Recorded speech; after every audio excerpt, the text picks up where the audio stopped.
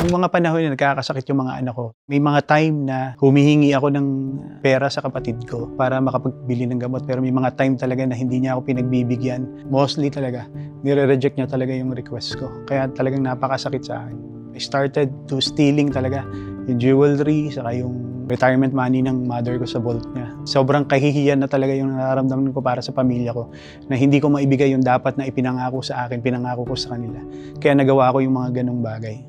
Yung family ko nawala sa akin, yung wife ko, my children. Kasi nakipag-iwalay siya sa akin. Tapos, yun pa nga, yung kapatid ko at nanay ko, literally parang tinakwil nila ako. Parang they cut ties with me. So talagang I'm on my own and talagang parang wala nang taong gusto makipag-usap sa akin. Parang ang dating lagi, may kailangan, magsisinungaling to, walang iya ito, gano'n, mga ganun. And by God's grace, may nag-invite sa amin, Popol Street in Baguio. In my midst of my struggles, talagang kinausap ko talaga si Lord. Sabi ko sa Kanya, Lord, una talaga ang request ko sa Kanya. Sabi ko, Lord, tapusin mo na lang po yung buhay ko kasi parang wala na ring saysay kasi nga wala na akong pamilya. Tapos nung second communication ko sa Kanya, nung nakapag-retreat kami, sabi ko, Lord, bigyan mo lang po ako ng tsansa. Then, talagang dito na yung nagkaroon ng genuine transformation. Nag-reconcile talaga kami ulit. We made it na talagang si Jesus Christ na yung center ng buhay namin. Talagang inayos na namin yung pamilya namin and we tried talaga.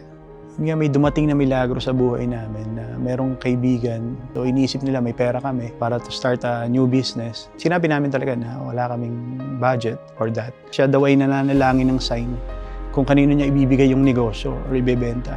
Kami rin daw yung last person na tinawag niya para makamita, para i-discuss yung business. And yun yung nakapag-decide talaga sa kanya to give his business to us. Habang nagpipirma kami ng deed of sale, talagang umiiyak ako kasi sabi ko, Lord, totoo ba to?